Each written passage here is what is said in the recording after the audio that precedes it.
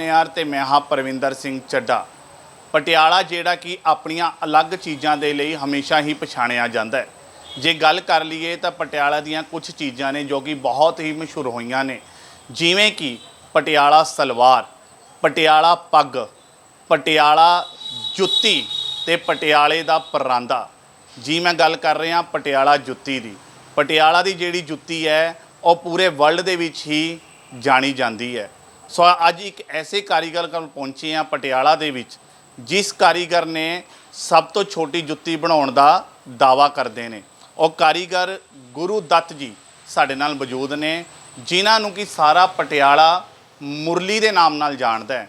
ਸੋ ਇਹ ਮੁਰਲੀ ਨਾਮ ਦੇ ਪਿੱਛੇ ਵੀ ਇੱਕ ਦਿਲਚਸਪ ਕਹਾਣੀ ਹੈ, ਇੱਕ ਦਿਲਚਸਪ ਕਿੱਸਾ ਹੈ ਕਿ ਉਹਨਾਂ ਦਾ ਇਹ ਨਾਮ ਮੁਰਲੀ ਕਿਉਂ ਪਿਆ, ਕਿਸਨੇ ਰੱਖਿਆ।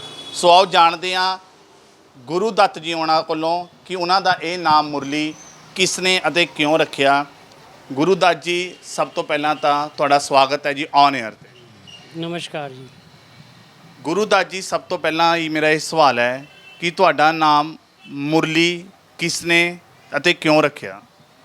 ਮੇਰਾ ਨਾਮ ਰੱਖਿਆ ਨਵਜੋਤ ਸਿੰਘ ਸਿੱਧੂ ਜੀ ਨੇ। ਅਸੀਂ ਫੁੱਟਬਾਲ ਖੇਡਦੇ ਸੀ ਮਹਾਰਾਣੀ ਕਲੱਬ 'ਚ। ਖੇਡਣ ਤੋਂ ਬਾਅਦ ਬੈਠ ਜਾਂਦੇ ਸੀ, ਜਿਸ ਤਰ੍ਹਾਂ ਅੱਜ ਬੋਲਦੇ ਆ ਕਪਿਲ ਸ਼ੋ ਸ਼ਰਮਾ 'ਚ, ਇੱਦਾਂ ਹੀ ਬੋਲਦੇ ਸ਼ਾਇਰੋ ਸ਼ਾਇਰੀ। ਉਸ ਤੋਂ ਬਾਅਦ ਖੇਡਣ ਤੋਂ ਬਾਅਦ ਅਸੀਂ ਉਹਨਾਂ ਨੇ ਮੇਰਾ ਨਾਮ ਕਹਿੰਦੇ ਯਾਰ ਤੂੰ ਤਾਂ ਮੁਰਲੀਧਰਨ ਹੈ, ਮੇਰੇ ਨਾਲ ਨਾਲ ਭੱਜਦਾ। ਬਸ ਉਦੋਂ ਤੋਂ ਬਾਅਦ ਮੇਰਾ ਨਾਮ ਮੁਰਲੀ ਪੈ ਗਿਆ। ਕਿਹੜੀ ਗੇਮ ਹੈ ਜਿਹੜੀ ਤੁਸੀਂ ਖੇਡਦੇ ਹੁੰਦੇ ਸੀਗੇ ਸਿੱਧੂ ਸਾਹਿਬ ਨਾਲ? ਫੁੱਟਬਾਲ ਖੇਡਦੇ ਸੀ। ਕ੍ਰਿਕਟ ਵੀ ਖੇਡੇ ਹੋ? ਕ੍ਰਿਕਟ ਨਹੀਂ ਖੇਡੇ, ਸਿਰਫ ਫਿਟਨੈਸ ਵਾਸਤੇ ਫੁੱਟਬਾਲ ਖੇਡਦੇ ਸੀ।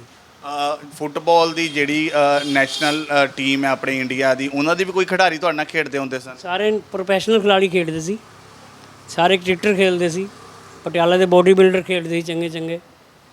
ਇਹ ਜਿਹੜੀ ਗੇਮ ਹੈ ਤੁਸੀਂ ਕਿੱਥੇ ਖੇਡਦੇ ਹੁੰਦੇ ਸੀ? ਇਹ ਮਹਾਰਾਣੀ ਕਲੱਬ 'ਚ, ਧਰੁਵ ਪਾਂਡਵ ਗਰਾਊਂਡ 'ਚ। ਜਿਹੜੇ ਨਵਜੋਤ ਸਿੰਘ ਸਿੱਧੂ ਹੈ ਉਹਨਾਂ ਦਾ ਛੋਟਾ ਨਾਮ ਸ਼ੈਰੀ ਹੈ। ਨਵਜੋਤ ਸਿੰਘ ਸਿੱਧੂ ਨੂੰ ਜਿਹੜਾ ਤੁਸੀਂ ਕਦੇ ਬੁਲਾਉਂਦੇ ਹੁੰਦੇ ਸੀ, ਔਰ ਨਵਜੋਤ ਸਿੰਘ ਸਿੱਧੂ ਕਹਿ ਕੇ ਬੁਲਾਉਂਦੇ ਸੀ ਕਿ ਕਦੇ ਸ਼ੈਰੀ ਵੀ ਕਿਹਾ? ਸ਼ੈਰੀ ਬੁਲਾ ਕੇ ਬੁਲਾਉਂਦੇ ਸੀ ਜੀ ਆਪਾਂ, ਸ਼ੈਰੀ ਸਾਹਿਬ।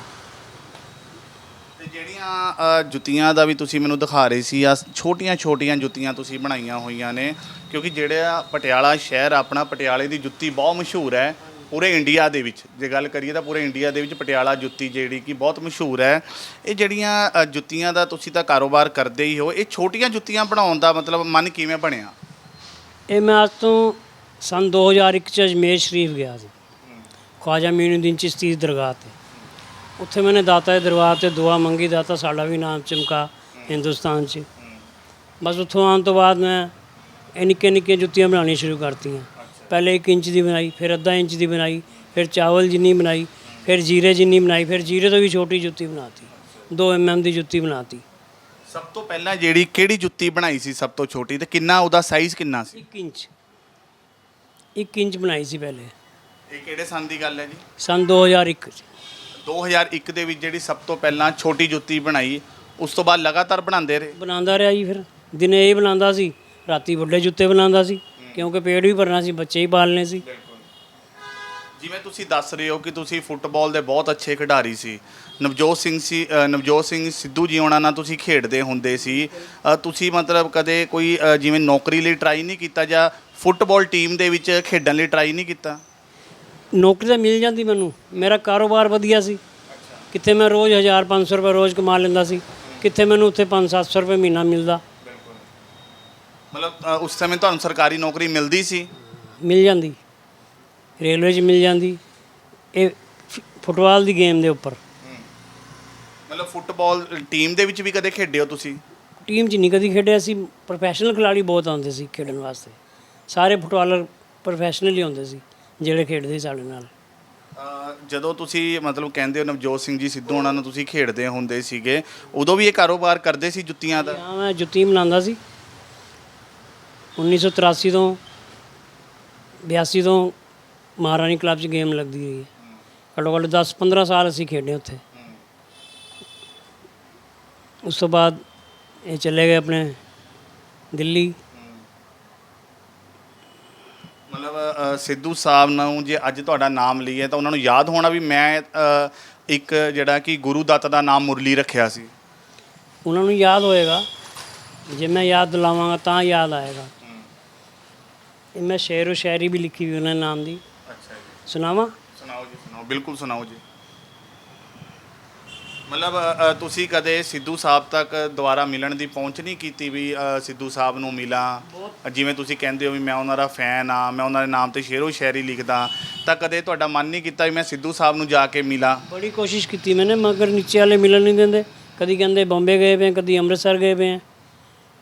ਕਿਉਂਕਿ ਜੇ ਗੱਲ ਕਰਾਂ ਤਾਂ ਜਿਸ ਜਗ੍ਹਾ ਤੇ ਆਪਾਂ ਇਸ ਸਮੇਂ ਤੁਹਾਡਾ ਘਰ ਹੈ ਜਾਂ ਆਪਾਂ ਇੱਥੇ ਬੈਠੇ ਆ, ਇੱਥੋਂ ਜ਼ਿਆਦਾ ਦੂਰ ਨਹੀਂ ਹੈ ਸਿੱਧੂ ਸਾਹਿਬ ਦਾ ਘਰ। 500 ਮੀਟਰ ਤੇ ਹੱਦ ਜਿਹੜਾ ਕਿ ਸਿੱਧੂ ਸਾਹਿਬ ਦਾ ਘਰ ਹੋਣਾ ਇੱਥੋਂ। ਤਾਂ ਕਦੇ ਮਤਲਬ ਉਹ ਆਏ ਨਹੀਂ ਇੱਧਰ ਨੂੰ ਜਾਂ ਤੁਸੀਂ ਨਹੀਂ ਗਏ ਉੱਧਰ ਨੂੰ? ਮੈਂ ਕਈ ਵਾਰੀ ਗਿਆ, ਮਗਰ ਉਹ ਬਾਹਰ ਵਾਲੇ ਬੰਦੇ ਜਿਹੜੇ ਗੇਟ 'ਤੇ ਹੁੰਦੇ ਸੀ ਉਹ ਕਹਿੰਦੇ ਹੈ ਨਹੀਂ ਜੀ, ਗਏ ਪਏ ਹੈ ਕਿਧਰੇ। ਸ਼ਾਇਰੀ ਸੁਣਾ ਰਹੇ ਸੀ ਤੁਸੀਂ ਜਿਹੜੀ ਸਿੱਧੂ ਸਾਹਿਬ ਲਈ ਲਿਖੀ ਹੈ। ਹਾਂਜੀ। ਸੁਣਾਓ ਪਲੀਜ਼ ਸਾਡੇ ਦਰਸ਼ਕਾਂ ਨੂੰ। कहता याद है तो आबाद है, भूल गया तो बर्बाद है, जो सब कुछ हमें याद है इसीलिए तो आबाद हैं। हम तुम्हें कैसे भूल जाएं सिद्धू जी, वो बिजली वाली बात मुझे आज भी याद है। आप कहते थे मुरली हट जा सामने से, बिजली की तरह से आ रहा हूँ मैं, मुझे आज भी याद है, मुझे आज भी याद है। ਇਹ ਬਿਜਲੀ ਵਾਲਾ ਕੀ ਕਿੱਸਾ ਜੀ? ये बड़ी तेज़ भागते थे। ये कहते सामने से हट जा मुरली, बिजली की तरह आ रहा हूँ मैं। ਅੱਛਾ ਜੀ।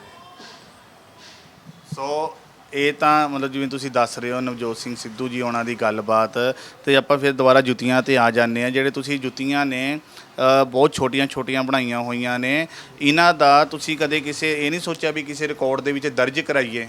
मैं लिम्का बुक ऑफ रिकॉर्ड 'ਚ ਕਰਾਉਣਾ ਚਾਹੁੰਦਾ ਸੀ, ਮਗਰ ਉਹ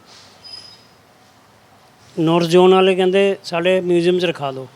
ਮੈਂ ਕਿਹਾ ਜੀ ਮੇਰਾ ਲਿਮਕਾ ਬੁੱਕ ਆਫ ਰਿਕਾਰਡ 'ਚ ਨਾਮ ਦਰਜ ਕਰਾ ਦਿਓ, ਮੈਂ ਰਖਾ ਦਾਂਗਾ, ਸਾਰੇ ਹਿੰਦੁਸਤਾਨ ਦੇ ਮਿਊਜ਼ੀਅਮ 'ਚ ਰਖਾ ਦਾਂਗਾ। ਕਿਉਂਕਿ ਜੁੱਤੀਆਂ ਦੀ ਐਗਜੀਬਿਸ਼ਨ ਵੀ ਹੁੰਦੀਆਂ ਨੇ, ਹੁਣ ਵੀ ਆਪਾਂ ਦੇਖਦੇ ਹਾਂ। ਹੁਣ ਤਾਂ ਚਲੋ ਕਰੋਨਾ ਕਾਲ ਚੱਲ ਰਿਹਾ ਹੈ, ਐਗਜੀਬਿਸ਼ਨਸ ਬੰਦ ਪਈਆਂ ਨੇ। ਇਸ ਤੋਂ ਪਹਿਲਾਂ ਪੂਰੇ ਜਿਹੜਾ ਕਿ ਇੰਡੀਆ ਦੇ ਵਿੱਚ ਫੈਸਟੀਵਲ ਹੁੰਦੇ ਨੇ, ਹੋਰ ਅਲੱਗ-ਅਲੱਗ ਜਗ੍ਹਾ ਤੇ ਮਤਲਬ ਜੁੱਤੀਆਂ ਦੀ ਐਗਜੀਬਿਸ਼ਨਾਂ ਲੱਗਦੀਆਂ ਨੇ, ਉਸ ਦੇ ਵਿੱਚ ਨਹੀਂ ਤੁਸੀਂ ਕਦੇ ਆਪਣੀਆਂ ਛੋਟੀਆਂ ਜੁੱਤੀਆਂ ਲੈ ਕੇ ਮੈਂ ਗਏ? ਜਾ ਨਹੀਂ ਸਕਿਆ। ਕਿਹੜੀ ਗੱਲ ਲੱਗਦਾ ਸੀ ਨਾ ਪਤਾ ਲੱਗਦਾ ਕਿੱਥੇ ਲੱਗ ਰਹੀ ਹੈ ਐਗਜੀਬਿਸ਼ਨ। ਪਟਿਆਲਾ ਵੀ ਲੱਗਦਾ ਸੀ ਮੇਲਾ ਉਰੇ ਸ਼ੀਸ਼ ਮਹਿਲ ਦੇ ਅੰਦਰ। ਜੇ ਮੁਰਲੀ ਜੀ ਅੱਜ ਦੇ ਹਾਲਾਤਾਂ ਦੀ ਗੱਲ ਕਰੀਏ, ਜਿਵੇਂ ਤੁਸੀਂ ਕਹਿ ਰਹੇ ਹੋ ਵੀ ਮੈਂ ਇੰਨੀਆਂ ਜੁੱਤੀਆਂ ਬਣਾਈਆਂ, ਇੰਨਾ ਕੰਮ ਕੀਤਾ, ਅੱਜ ਦੇ ਹਾਲਾਤ ਕਿੱਥੇ ਖੜੇ ਨੇ ਆ ਕੇ? ਅੱਜ ਤੇ ਕੰਮ ਖਤਮ ਹੈ, ਬਿਲਕੁਲ ਖਤਮ ਹੈ ਕੰਮ। ਬਸ ਇਹ ਹੈਂਡੀਕੈਪ ਇਸ਼ੂ ਬਣਾਉਣਾ ਜਿਹੜੇ ਮੇਰੇ ਪੱਕੇ ਗਾਹਕ ਹੈ। ਮਤਲਬ ਜਿਸ ਤਰ੍ਹਾਂ ਦੇ ਤੁਸੀਂ ਕਹਿ ਰਹੇ ਹੋ ਵੀ ਮੈਂ ਸਪੈਸ਼ਲ ਜੁੱਤੀਆਂ ਬਣਾਉਣਾ, ਮੈਂ ਆਹ ਜੁੱਤਾ ਦੇਖ ਕੇ ਚਲੋ ਮੈਨੂੰ ਯਾਦ ਆ ਗਈ। ਦਰਸ਼ਕੋ ਤੁਹਾਨੂੰ ਇੱਕ ਖਾਸ ਜੁੱਤਾ ਦਿਖਾ ਦੇਣਾ ਚਾਹਾਂਗੇ। ਇਹ ਜੁੱਤਾ ਬਣਾਇਆ ਸੀ ਇਹਨਾਂ ਨੇ, ਇਹਨਾਂ ਦਾ ਕਹਿਣਾ ਸੀ ਵੀ ਇਹ ਜੁੱਤਾ ਮੈਂ ਕਿਸੇ ਖਾਸ ਸੈਲੀਬ੍ਰਿਟੀ ਦੇ ਲਈ ਬਣਾਇਆ ਸੀ। ਉਹ ਸੈਲੀਬ੍ਰਿਟੀ ਕੌਣ ਸੀ ਉਹ ਵੀ ਇਹਨਾਂ ਦੇ ਮੂੰਹੋਂ ਹੀ ਸੁਣੋਗੇ ਤੁਸੀਂ। ਮੁਰਲੀ ਜੀ ਤੁਸੀਂ ਮੈਨੂੰ ਦੱਸ ਰਹੇ ਸੀ, ਇਹ ਸਾਡੇ ਦਰਸ਼ਕਾਂ ਨੂੰ ਦੱਸੋ ਵੀ ਇਹ ਕਿਸ ਸੈਲੀਬ੍ਰਿਟੀ ਦੇ ਲਈ ਤੁਸੀਂ ਇਹ ਜੁੱਤਾ ਬਣਾਇਆ ਸੀ ਤੇ ਕਿਹਦੇ ਕਹਿਣ ਤੇ ਬਣਾਇਆ ਸੀ? ਇਹ ਇਹਨਾਂ ਦਾ ਭਾਈ ਰਹਿੰਦਾ ਧਰਮਿੰਦਰ ਜੀ ਦਾ ਉਰੇ ਪਟਿਆਲਾ। ਧਰਮਿੰਦਰ ਜੀ ਜਿਹੜੇ ਬਾਲੀਵੁੱਡ ਅਦਾਕਾਰ ਨੇ? ਐਕਟਰ ਹਾਂ ਜੀ। ਉਹਨਾਂ ਦਾ ਭਾਈ ਮੇਰੇ ਕੋਲ ਜੁੱਤੇ ਬਣਵਾਉਂਦਾ ਸੀ। ਮੈਨੂੰ ਕਹਿੰਦਾ ਮੁਰਲੀ ਤੁਹਾਨੂੰ ਮੈਂ ਧਰਮਿੰਦਰ ਜੀ ਨੂੰ ਮਿਲਾਵਾਂਗਾ। ਮੈਂ ਕਿਹਾ ਜੀ ਫਿਰ ਖਾਲੀ ਹੱਥ ਥੋੜ੍ਹੀ ਮਿਲਾਂਗਾ, ਉਹਨਾਂ ਵਾਸਤੇ ਕੋਈ ਚੀਜ਼ ਲੈ ਕੇ ਜਾਵਾਂਗਾ। ਇਹ ਜੁੱਤੇ ਮੈਂ ਉਹਨਾਂ ਵਾਸਤੇ ਬਣਾਏ ਸਪੈਸ਼ਲ। ਫਿਰ ਕਦੇ ਸਬੱਬ ਨਹੀਂ ਮਿਲਿਆ ਦੁਬਾਰਾ ਵੀ ਇਹ ਮੈਂ ਜੁੱਤੇ ਵੀ ਧਰਮਿੰਦਰ ਜੀ ਨੂੰ ਗਿਫਟ ਕਰਾਂ? ਆਏ ਨਹੀਂ ਦੁਬਾਰਾ। ਤੁਸੀਂ ਉਹਨਾਂ ਦੇ ਜਿਹੜੇ ਤੁਸੀਂ ਦੱਸ ਰਹੇ ਹੋ ਵੀ ਉਹਨਾਂ ਦੇ ਕਜ਼ਨ ਬ੍ਰਦਰ, ਉਹਨਾਂ ਤੱਕ ਕਦੇ ਦੁਬਾਰਾ ਪਹੁੰਚ ਨਹੀਂ ਕੀਤੀ ਜਾਂ ਉਹ ਦੁਬਾਰਾ ਕਦੇ ਤੁਹਾਨੂੰ ਮਿਲੇ ਨਹੀਂ? ਦੁਬਾਰਾ ਆਏ ਨਹੀਂ ਮੇਰੇ ਕੋਲ। ਉਰੀ ਰਹਿੰਦੇ, ਸਟੇਟ ਬੈਂਕ 'ਚ ਨੌਕਰੀ ਕਰਦੇ ਹੋ। ਮਤਲਬ ਇਸ ਤੋਂ ਇਲਾਵਾ ਕੋਈ ਹੋਰ ਵੀ ਕਿਸੇ ਸੈਲੀਬ੍ਰਿਟੀ ਦੇ ਲਈ, ਕਿਸੇ ਅਦਾਕਾਰ ਦੇ ਲਈ, ਕਿਸੇ ਕਲਾਕਾਰ ਦੇ ਲਈ ਜਿਹੜੇ ਤੁਸੀਂ ਜੁੱਤੀਆਂ ਬਣਾਈਆਂ ਨੇ? ਜੁੱਤੀ ਮੈਂ ਬਣਾਈ ਹੈ, ਇੱਕ ਗਾਇਕ ਹੈ ਪੰਜਾਬੀ ਰਣਜੀਤ ਬਾਵਾ, ਉਹਨੂੰ ਮੈਂ ਜੁੱਤੀ ਦਿੱਤੀ ਸੀ। ਦਿਖਾਣਾ ਤੁਹਾਨੂੰ ਦਿਖਾਓ ਜੀ, ਦਿਖਾਓ ਕਿਹੜੀ ਜੁੱਤੀ ਤੁਸੀਂ ਕਹਿ ਰਹੇ ਹੋ ਦਿੱਤੀ ਸੀਗੀ। ਸੋ ਦਰਸ਼ਕੋ, ਇਹ ਜਿਹੜੇ ਪੰਜਾਬੀ ਪੌਪ ਸਿੰਗਰ ਨੇ, ਅੱਜ ਦੇ ਪੰਜਾਬ ਦੇ ਬਹੁਤ ਮਕਬੂਲ ਸਿੰਗਰ ਨੇ ਰਣਜੀਤ ਬਾਵਾ ਜੀ, ਇਹ ਕਹਿ ਰਹੇ ਨੇ ਕਿ ਮੈਂ ਉਹਨਾਂ ਲਈ ਵੀ ਜੁੱਤੀ ਬਣਾਈ ਸੀ। ਉਹ ਜੁੱਤੀ ਵੀ ਲੈ ਕੇ ਆਏ ਨੇ। ਇਹ ਮਤਲਬ ਇਹ ਤੁਸੀਂ ਲੈ ਕੇ ਗਏ ਉਹਨਾਂ ਕੋਲ? ਹਾਂ, ਉਰੇ ਸਟੇਟ ਦੇ ਗਾ ਰਿਹਾ ਸੀ ਗਾਣੇ ਪਾਸ਼ਾ ਬਾਗ 'ਚ। ਅੱਛਾ ਜੀ। ਇਹ ਜੁੱਤੀ ਹੁਣ ਤੁਹਾਡੇ ਕੋਲ ਵੀ ਮੌਜੂਦ ਹੈ, ਮਤਲਬ 2 ਜੋੜੇ ਬਣਾਏ ਸੀ? ਹਾਂ, ਇੱਕ ਦੇ ਨਾਲ ਦੀ ਦਿੱਤੀ ਮੈਂ ਉਹਨਾਂ ਨੂੰ। ਹੋਰ ਵੀ ਜਿਵੇਂ ਰਣਜੀਤ ਬਾਵਾ ਜੀ ਦਾ ਤੁਸੀਂ ਨਾਂ ਲਿਆ, ਪੰਜਾਬੀ ਕਲਾਕਾਰ ਨੇ, ਬਹੁਤ ਮਕਬੂਲ ਨਾਮ ਹੈ ਉਹਨਾਂ ਦਾ। ਹੋਰ ਵੀ ਕਿਸੇ ਕਲਾਕਾਰ ਲਈ ਤੁਸੀਂ ਕਦੇ ਜੁੱਤੀਆਂ ਬਣਾਈਆਂ ਨੇ? ਇੱਕ ਕਲਾਕਾਰ ਹੋਰ ਹੈ ਪੰਜਾਬੀ, ਗਿੱਠੇ ਜਗਤ ਦਾ ਨਾਮ ਮੈਂ ਭੁੱਲ ਗਿਆ ਉਹਦਾ, ਨਾਮ ਨਹੀਂ ਮੈਨੂੰ ਯਾਦ ਆ ਰਿਹਾ। ਪੰਜਾਬੀ ਫਿਲਮਾਂ 'ਚ ਆਉਂਦੇ ਉਹ, ਨਿੱਕੇ ਜਿਹੇ ਕੱਦ ਦੇ ਹੈ। ਮੁਰਲੀ ਜੀ, ਜੇ ਗੱਲ ਕਰੀਏ, ਅੱਜ ਕੱਲ੍ਹ ਜ਼ਮਾਨਾ ਚੇਂਜ ਹੋ ਗਿਆ। ਪਹਿਲਾ ਸਮਾਂ ਸੀਗਾ ਜਦੋਂ ਵੀ ਲੋਕੀ ਜੁੱਤੀਆਂ ਬਣਵਾਉਂਦੇ ਹੁੰਦੇ ਸੀਗੇ, ਜਿਹੜੇ ਮੋਚੀ ਨੇ ਉਹਨਾਂ ਤੋਂ ਜੁੱਤੀਆਂ ਬਣਵਾਉਂਦੇ ਹੁੰਦੇ ਸੀ ਜਾ ਕੇ, ਜਾਂ ਬੂਟ ਬਣਵਾਉਂਦੇ ਹੁੰਦੇ ਸੀ। ਪਰ ਅੱਜ ਕੱਲ੍ਹ ਜਿਹੜਾ ਜ਼ਮਾਨਾ ਚੇਂਜ ਹੋ ਗਿਆ, ਹੁਣ ਬਣੀ ਬਣਾਈ ਜਿਹੜੀ ਆਈਟਮ ਹੈ ਉਹ ਆਉਣ ਲੱਗ ਗਈਆਂ ਮਾਰਕੀਟ ਦੇ ਵਿੱਚ, ਲੋਕੀ ਜ਼ਿਆਦਾ ਉਹ ਖਰੀਦਦੇ ਨੇ। ਤੁਹਾਡੇ ਇਸ ਤਰ੍ਹਾਂ ਤੁਹਾਡੇ ਕਾਰੋਬਾਰ ਨੂੰ ਕਿੰਨਾ ਕੁ ਮਤਲਬ ਨੁਕਸਾਨ ਹੋਇਆ, ਜਾਂ ਕਿਸ ਤਰ੍ਹਾਂ ਮਤਲਬ ਤੁਹਾਡੇ ਨਾਲ ਹੋ ਰਿਹਾ? ਬਾਜ਼ਾਰ 'ਚ ਜੁੱਤੀਆਂ ਸਸਤੀਆਂ ਬਹੁਤ, ਇਹ ਪਿਓਰ ਲੈਦਰ ਦੀ ਜੁੱਤੀਆਂ ਬਣਾਉਣਾ ਮੈਂ। ਨਹੀਂ, ਕਿਸੇ ਟਾਈਮ ਮੇਰੇ ਪਿਤਾ ਜੀ ਕੋਲ ਲੋਕੀ ਆਉਂਦੇ ਸੀ, ਉਹ ਮਾਸਟਰ ਕਹਿੰਦਾ ਉਹ ਜੁੱਤਾ ਬਣਾ ਜਿਹੜਾ ਅਵਾਰਾ ਫਿਲਮ 'ਚ ਰਾਜ ਕਪੂਰ ਨੇ ਪਾਇਆ ਹੈ, ਜਿਹੜਾ ਵਕਤ ਫਿਲਮ 'ਚ ਰਾਜ ਕੁਮਾਰ ਨੇ ਪਾਇਆ ਹੈ, ਜਿਹੜਾ ਹਮਰਾਜ ਫਿਲਮ 'ਚ ਸੁਨੀਲ ਦੱਤ ਨੇ ਪਾਇਆ ਹੈ। ਲੋਕੀ ਆ ਕੇ ਕਹਿੰਦੇ ਸੀ, ਉਹ ਬਣਾਉਂਦੇ ਸੀ। ਫਿਰ ਬਣਾਏ ਤੁਸੀਂ ਉਸ ਤਰ੍ਹਾਂ? ਮੇਰੇ ਪਿਤਾ ਜੀ ਬਣਾਉਂਦੇ ਸੀ, ਅੱਛਾ। ਉਹਨਾਂ ਤੋਂ ਮੈਂ ਸਿੱਖਿਆ ਇਹ ਕੰਮ। ਸੋ ਬਿਲਕੁਲ ਤੁਸੀਂ ਇਹ ਵੀ ਦੇਖੋ ਜੀ, ਅੱਜ ਕੱਲ੍ਹ ਦੇ ਜਿਹੜੇ ਜੁੱਤੇ ਨੇ ਉਹ ਵੀ ਮਾਡਰਨ ਹੋ ਗਏ ਨੇ, ਕਿਉਂਕਿ ਇਹ ਦੱਸ ਸਾਹਿਬ ਦਾ ਕਹਿਣਾ ਹੈ ਕਿ ਜਿਹੜੇ ਅਸੀਂ ਜੁੱਤੇ ਬਣਾਉਂਦੇ ਹਾਂ ਉਹ ਪਿਓਰ ਲੈਦਰ ਦੇ ਹੁੰਦੇ ਨੇ, ਪਰ ਜਿਹੜੇ ਅੱਜ ਕੱਲ੍ਹ ਬਾਜ਼ਾਰ ਦੇ ਵਿੱਚ ਰੈਡੀਮੇਡ ਜੁੱਤੇ ਆਉਣ ਲੱਗ ਗਏ ਨੇ, ਲੋਕੀ ਉਹ ਲੈਂਦੇ ਨੇ ਕਿਉਂਕਿ ਉਹ ਥੋੜ੍ਹਾ ਜਿਹਾ ਸਸਤਾ ਹੁੰਦੇ ਨੇ। ਅਤੇ ਇਹਨਾਂ ਦਾ ਜਿਹੜਾ ਇਹ ਜਿਹੜੇ ਜੁੱਤੇ ਇਹ ਮਹਿੰਗੇ ਬਣਦੇ ਨੇ। ਮਹਿੰਗੇ ਬਣਨ ਦਾ ਕਾਰਨ ਇਹ ਹੈ ਕਿ ਇਹਨਾਂ ਦੀ ਜਿਹੜੀ ਲੈਦਰ ਹੁੰਦਾ ਹੈ ਬਿਲਕੁਲ ਪਿਓਰ ਹੁੰਦਾ ਹੈ। ਸੋ ਦੱਤ ਸਾਹਿਬ, ਮੁਰਲੀ ਜੀ, ਆਪਾਂ ਦੁਬਾਰਾ ਉਸੇ ਗੱਲ ਤੇ ਆਉਂਦੇ ਹਾਂ, ਸਿੱਧੂ ਸਾਹਿਬ ਵਾਲੀ ਗੱਲ ਤੇ। ਹੁਣ ਸਿੱਧੂ ਸਾਹਿਬ ਨਾਲ ਤੁਸੀਂ ਮੁਲਾਕਾਤ ਕਰਨਾ ਚਾਹੁੰਦੇ ਹੋ? ਕਿਉਂਕਿ ਹੁਣ ਤਾਂ ਸਿੱਧੂ ਸਾਹਿਬ ਵੀ ਨਵੇਂ ਪ੍ਰਧਾਨ ਵੀ ਬਣੇ ਨੇ, ਅਤੇ ਹੁਣ ਪਟਿਆਲਾ ਦੇ ਵਿੱਚ ਹੀ ਜ਼ਿਆਦਾ ਰਹਿੰਦੇ ਨੇ, ਕਿਉਂਕਿ ਜੇ ਗੱਲ ਕਰਾਂ ਉਹਨਾਂ ਦੀ ਵਾਈਫ, ਉਹ ਵੀ ਹੁਣ ਪਟਿਆਲਾ ਦੇ ਵਿੱਚ ਹੀ ਹੁੰਦੇ ਨੇ ਜ਼ਿਆਦਾ। ਹੁਣ ਤੁਸੀਂ ਉਹਨਾਂ ਨਾਲ ਮੁਲਾਕਾਤ ਜਿਹੜਾ ਕਿ ਕਰਨਾ ਚਾਹੁੰਦੇ ਹੋ? ਬਿਲਕੁਲ ਮਿਲਣਾ ਚਾਹੁੰਦਾ ਜੀ, ਦਿਲੋਂ ਮਿਲਣਾ ਚਾਹੁੰਦਾ ਆਪਣੇ। ਜੇ ਸਿੱਧੂ ਸਾਹਿਬ ਚਲੋ ਮਿਲ ਹੀ ਜਾਂਦੇ ਨੇ ਹੁਣ ਤੁਹਾਨੂੰ, ਮਤਲਬ ਕਿਸ ਤਰ੍ਹਾਂ ਮਿਲੋਗੇ? ਕੀ ਗਿਫਟ ਦੋਗੇ, ਜਾਂ ਕਿਸ ਤਰ੍ਹਾਂ ਦਾ ਪਿਆਰ ਦਾ ਕਿਸ ਤਰ੍ਹਾਂ ਦਾ ਇਜ਼ਹਾਰ ਹੋਏਗਾ ਤੁਹਾਡਾ? ਸਭ ਤੋਂ ਪਹਿਲੇ ਤਾਂ ਉਹਨਾਂ ਨੂੰ ਵਧਾਈ ਦੇਵਾਂਗਾ ਪ੍ਰਧਾਨੀ ਦੀ, ਉਸ ਤੋਂ ਬਾਅਦ ਫਿਰ ਪੁਰਾਣੀਆਂ ਗੱਲਾਂ ਕਰਾਂਗੇ, ਜਿਸ ਤਰ੍ਹਾਂ ਪਹਿਲੇ ਹੁੰਦਾ ਸੀ। ਗੇਮਾਂ ਲੱਗਦੀਆਂ ਸੀ, ਉਸ ਤੋਂ ਬਾਅਦ ਸ਼ਰਤਾਂ ਲੱਗਦੀਆਂ ਸੀ ਫੁੱਟਬਾਲ ਦੀਆਂ, ਹਾਰ ਜਿੱਤ ਦੀਆਂ, ਕਦੀ ਲੱਸੀ ਦੀਆਂ, ਕਦੀ ਮਹਿੰਦਰ ਭਟੂਰੇ ਵਾਲੇ ਦੀਆਂ, ਕਦੀ ਜੂਸ ਵਾਲੇ ਦੀਆਂ। ਮਤਲਬ ਕਿਸ ਤਰ੍ਹਾਂ ਸ਼ਰਤਾਂ? ਕਿਵੇਂ ਤੁਸੀਂ ਕਹਿੰਦੇ ਹੋ ਵੀ ਮਹਿੰਦਰ ਭਟੂਰੇ ਵਾਲੇ ਤੋਂ ਕਿਵੇਂ? ਫੁੱਟਬਾਲ ਦੇ ਅੰਦਰ ਹਾਰ ਜਿੱਤ ਦੀ ਸ਼ਰਤ ਲੱਗਦੀ ਸੀ। ਅੱਛਾ ਜੀ। ਜਿਹੜੀ ਟੀਮ ਹਾਰਦੀ ਸੀ ਉਹ ਖਿਲਾਉਂਦੀ ਪਿਲਾਉਂਦੀ ਸੀ। ਅੱਛਾ ਜੀ। ਮਤਲਬ ਵੀ ਜਿਹੜੀ ਟੀਮ ਹਾਰਦੀ ਸੀ ਤਾਂ ਉਹ ਮਹਿੰਦਰ ਭਟੂਰੇ ਵਾਲਿਆਂ ਤੋਂ ਜਾਂ ਮੰਨੂ ਲੱਸੀ, ਜਿਹੜੇ ਮਸ਼ਹੂਰ ਦੁਕਾਨਾਂ ਨੇ ਪਟਿਆਲੇ ਦੀਆਂ, ਵੀ ਇੱਥੇ ਖਾਣ ਪੀਣ ਹੁੰਦਾ ਸੀ। ਹਾਂਜੀ, ਰੋਜ਼ ਦਾ ਕੰਮ ਸੀ ਇਹ। ਸਵੇਰੇ 7 ਵਜੇ ਤੋਂ 9 ਵਜੇ ਤੱਕ ਗੇਮ ਲੱਗਦੀ ਸੀ। ਕਦੀ ਕਦੀ 25 ਬੰਦੇ ਹੋ ਜਾਂਦੇ ਸੀ ਇੱਕ ਪਾਸੇ, ਕਿੱਥੇ 11 ਬੰਦੇ ਹੁੰਦੇ ਆ। ਕਿਸੇ ਕੋਲ ਫੁੱਟਬਾਲ ਆਉਂਦੀ ਸੀ, ਕਿਸੇ ਕੋਲ ਨਹੀਂ ਆਉਂਦੀ ਸੀ, ਮਗਰ ਸਾਡੇ ਵਰਗੇ ਬੰਦੇ ਭੱਜਣ ਵਾਲੇ ਸੀਗੇ।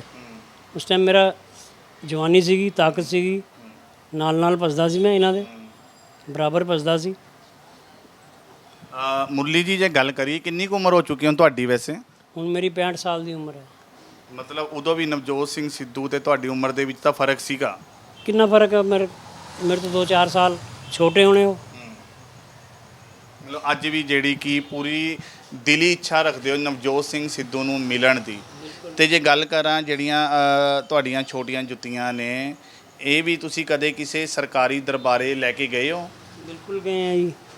ਉਰੇ ਡੀਸੀ ਆਫਿਸ 'ਚ ਸਾਰੇ ਬੈਠਦੇ ਸੀ, ਬੜੇ ਅਫਸਰ, ਕਮਿਸ਼ਨਰ, ਐਸਐਸਪੀ, ਬੜੇ ਮਜਿਸਟ੍ਰੇਟ, ਆਪਣੇ ਮਨਜੀਤ ਸਿੰਘ ਜੀ, ਨਾਰੰਗ ਜੀ। ਸਿਰਫ ਇੱਕ ਡੀਸੀ ਸਾਹਿਬ ਸੀਗੇ, ਵੀਰ ਸਿੰਘ ਜੀ, ਵੀਰ ਜੀ, ਪਟਿਆਲਾ 'ਚ। ਉਹਨਾਂ ਨੇ ਮੈਨੂੰ 500 ਰੁਪਏ ਇਨਾਮ ਦਿੱਤਾ ਸੀ। ਬਾਕੀ ਕਿਸੇ ਨੇ ਨਹੀਂ ਪੁੱਛਿਆ, ਗਵਰਨਮੈਂਟ ਨੇ, ਸਰਕਾਰ ਨੇ, ਕਿਸੇ ਨੇ ਨਹੀਂ ਪੁੱਛਿਆ। ਕਿਉਂਕਿ ਜੇ ਗੱਲ ਕਰੀਏ ਤਾਂ ਮਹਿਲ ਵੀ ਇੱਥੋਂ ਕੁਝ ਖਾਸ ਦੂਰ ਨਹੀਂ। ਤੁਸੀਂ ਮਹਿਲ ਤੱਕ ਕਦੇ ਪਹੁੰਚ ਨਹੀਂ ਕੀਤੀ ਵੀ ਮੈਂ ਸਭ ਤੋਂ ਛੋਟੀਆਂ ਜੁੱਤੀਆਂ ਬਣਾਈਆਂ ਨੇ, ਮੈਨੂੰ ਕੋਈ ਰਿਕਾਰਡ ਦੇ ਵਿੱਚ ਦਰਜ ਕੀਤਾ ਜਾਵੇ ਮੇਰਾ, ਜਾਂ ਮੈਨੂੰ ਕੋਈ ਵਿਸ਼ੇਸ਼ ਪੁਰਸਕਾਰ ਦਿੱਤਾ ਜਾਵੇ? ਗਿਆ ਸੀ ਮੈਂ ਮਹਾਰਾਣੀ ਪ੍ਰਨੀਤ ਜੀ ਕੋਲ। ਅੱਛਾ ਜੀ।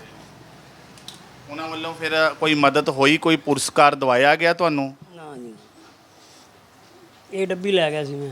ਅੱਛਾ ਜੀ। ਹੁਣ ਤਾਂ ਇਹਨਾਂ ਦੀ बेचारी रंगत ही खराब हो चुकी है, 2001 च बनाई सी। ਬਿਲਕੁਲ। उन्हें सोचा महारानी ने कितने कोई जादूगर है, डब्बी जुत्तियां सारियां इन्नियां पा के लियाया। मैं कहा जी मैं कोई जादूगर नहीं है, मैं तो छोटा जिहा आर्टिस्ट है, मैंने निक्कियां निक्कियां जुत्तियां बनाई हैं, तुसीं चाहते की होर कहंदे फिर। मैं कहा जी मैं चाहना है कि मेरा नाम लिंका बुक ऑफ रिकॉर्ड 'ਚ दर्ज होना चाहिए। ਉਹ ਕਹਿੰਦੇ ਜਾਓ ਸਾਡੇ ਅਸਿਸਟੈਂਟ ਨੂੰ ਮਿਲ ਲਓ, ਉਹ ਕਰਾ ਦੇਣਗੇ ਤੁਹਾਡਾ। ਉਹਨਾਂ ਨੂੰ ਮਿਲਿਆ, ਉਹ ਕਹਿੰਦੇ ਤੁਸੀਂ ਸਾਡੇ ਕੋਲ ਐਡਰੈਸ ਲਿਆਓ ਇਹਦਾ। ਮੈਂ ਕਿਹਾ ਜੀ ਐਡਰੈਸ ਹੁੰਦਾ ਤੇ ਮੈਂ ਆਪਣੇ ਆਪ ਨਾ ਕਰਾ ਲੈਂਦਾ। ਬਸ ਉਸ ਤੋਂ ਬਾਅਦ ਕਿਸੇ ਨੇ ਨਹੀਂ ਪੁੱਛਿਆ। ਤਾਂ ਦੋਸਤੋ ਤਸਵੀਰਾਂ ਦੇ ਵਿੱਚ ਤੁਸੀਂ ਦੇਖ ਸਕਦੇ ਹੋ ਕਿ ਕਿੰਨੀਆਂ ਛੋਟੀਆਂ ਜੁੱਤੀਆਂ ਨੇ ਜਿਹੜੀਆਂ ਕਿ ਇਹਨਾਂ ਨੇ ਬਣਾਈਆਂ ਨੇ, ਔਰ ਜਿਹੜਾ ਇਹਨਾਂ ਨੇ ਇੱਕ ਆਪਣਾ ਡੱਬੀ ਵੀ ਤਿਆਰ ਕੀਤੀ ਸੀ ਸਰਕਾਰੀ ਦਰਬਾਰੇ ਪਹੁੰਚ ਕਰਨ ਦੇ ਲਈ, ਵੀ ਜਿਹੜੀ ਕਿ ਮੇਰਾ ਕੋਈ ਨਾ ਕੋਈ ਮੈਨੂੰ ਜਿਹੜਾ ਕਿ ਬਣਦਾ ਪੁਰਸਕਾਰ ਦਿੱਤਾ ਜਾਵੇ, ਜਾਂ ਮੇਰੀ ਕੋਈ ਵੀ ਜਿਹੜੀ ਮਾਲੀ ਸਹਾਇਤਾ ਕੀਤੀ ਜਾਵੇ। ਇਹਨਾਂ ਨੇ ਪਹੁੰਚ ਤਾਂ ਬਹੁਤ ਕੀਤੀ ਸੀ, ਪਰ ਜਿਹੜੀ ਕਿ ਇਹਨਾਂ ਦੀ ਪਹੁੰਚ ਪੂਰੀ ਨਹੀਂ ਹੋ ਸਕੀ। ਸੋ ਮੁਰਲੀ ਜੀ, ਲਾਸਟ ਸਵਾਲ ਹੈ ਜੀ ਮੇਰਾ, ਮਤਲਬ ਤੁਸੀਂ ਸਾਡੇ ਦਰਸ਼ਕਾਂ ਲਈ, ਜਾਂ ਨਵਜੋਤ ਸਿੰਘ ਸਿੱਧੂ ਜਿਨ੍ਹਾਂ ਦਾ ਤੁਸੀਂ ਨਾਮ ਲੈ ਰਹੇ ਹੋ, ਤੁਸੀਂ ਕਹਿ ਰਹੇ ਹੋ ਵੀ ਮੇਰੇ ਬੜੇ ਅੱਛੇ ਦੋਸਤ ਹੁੰਦੇ ਸੀ, ਉਹਨਾਂ ਨੇ ਮੇਰਾ ਨਾਮ ਮੁਰਲੀ ਰੱਖਿਆ, ਸੋ ਉਹਨਾਂ ਲਈ ਕੋਈ ਸੁਨੇਹਾ ਜਾਂ ਉਹਨਾਂ ਲਈ ਕੋਈ ਗੱਲਬਾਤ? ਬਸ ਉਹਨਾਂ ਨੂੰ ਇਹੀ ਕਹਿ ਦੇਣਾ, ਮੁਰਲੀ ਤੁਹਾਨੂੰ ਯਾਦ ਕਰਦਾ, ਉਹਨਾਂ ਨੂੰ ਮਿਲ ਲਓ ਜਾਂ ਮੈਨੂੰ ਦੱਸੋ, ਕਦੀ ਮੈਂ ਆ ਜਾਵਾਂਗਾ ਆਪ। ਕਿਉਂਕਿ ਮਾਲੀ ਹਾਲਾਤ ਵੀ ਇਸ ਸਮੇਂ ਮਾੜਾ ਬਹੁਤ। ਸੋ ਦੋਸਤੋ, ਇਹ ਸਨ ਗੁਰੂ ਦੱਤ ਉਰਫ ਮੁਰਲੀ। ਸੋ ਇਹਨਾਂ ਨੇ ਦੱਸਿਆ ਵੀ ਮੇਰਾ ਨਾਮ ਮੁਰਲੀ ਕਿਵੇਂ ਪਿਆ, ਤਾਂ ਕਿਹੜੀਆਂ ਜੁੱਤੀਆਂ ਇਹਨਾਂ ਨੇ ਉਹ ਵੀ ਦਿਖਾਈਆਂ, ਵੀ ਕਿਹੜੀਆਂ ਮੈਂ ਛੋਟੀਆਂ ਤੋਂ ਛੋਟੀਆਂ ਜੁੱਤੀਆਂ ਬਣਾਈਆਂ ਹੋਈਆਂ ਨੇ। ਤੇ ਧਰਮਿੰਦਰ ਜੀ ਦੇ ਲਈ ਵੀ ਇਹਨਾਂ ਨੇ ਇੱਕ ਸਪੈਸ਼ਲ ਜੁੱਤੀ ਜਿਹੜੀ ਕਿ ਬਣਾਈ ਹੋਈ ਹੈ। ਔਰ ਰਣਜੀਤ ਬਾਵਾ ਜਿਹੜੇ ਕਿ ਬਹੁਤ ਹੀ ਨਾਮੀ ਪੰਜਾਬੀ ਅਦਾਕਾਰ ਨੇ, ਉਹਨਾਂ ਨੂੰ ਵੀ ਇਹਨਾਂ ਨੇ ਇੱਕ ਜਿਹੜੀ ਕਿ ਬਹੁਤ ਵਧੀਆ ਜੁੱਤੀ ਬਣਾ ਕੇ ਜਿਹੜੀ ਗਿਫਟ ਦਿੱਤੀ ਸੀ। ਔਰ ਇਹਨਾਂ ਨੇ ਲਗਾਤਾਰ ਕੋਸ਼ਿਸ਼ ਕੀਤੀ ਵੀ ਇਹਨਾਂ ਦਾ ਜਿਹੜਾ ਨਾਮ ਕਿਸੇ ਲਿਮਕਾ ਬੁੱਕ ਆਫ ਰਿਕਾਰਡ ਦੇ ਵਿੱਚ ਦਰਜ ਹੋ ਜਾਵੇ, ਜਾਂ ਜਿਵੇਂ ਇਹਨਾਂ ਨੇ ਨਾਰਥ ਜ਼ੋਨ ਦੇ ਵਿੱਚ ਬਹੁਤ ਜ਼ਿਆਦਾ ਮਤਲਬ ਗੇੜੇ ਲਾਏ ਕਿ ਉੱਥੇ ਮੇਰਾ ਨਾਮ ਦਰਜ ਹੋ ਜਾਵੇ, ਜਾਂ ਜਿਵੇਂ ਦੱਸ ਰਹੇ ਨੇ ਵੀ ਮੈਂ ਮਹਾਰਾਣੀ ਪਰਨੀਤ ਕੌਰ ਜੀ ਕੋਲ ਵੀ ਗਿਆ ਵੀ ਮੇਰਾ ਜਿਹੜਾ ਕਿ ਬਣਦਾ ਮਾਨ ਸਨਮਾਨ ਦਿਵਾਇਆ ਜਾਵੇ। ਪਰ ਹਰ ਚੀਜ਼ ਤੋਂ ਜਿਹੜਾ ਕਿ ਗੁਰੂ ਦੱਤ ਉਰਫ ਮੁਰਲੀ ਜੀ ਵਾਂਝੇ ਰਹੇ ਨੇ। ਪਟਿਆਲਾ ਤੋਂ ਕੈਮਰਾ ਪਰਸਨ ਅਮਿਤ ਦੇ ਨਾਲ ਮੈਂ ਪਰਵਿੰਦਰ ਸਿੰਘ ਚੱਡਾ, ਔਨ 에ਅਰ।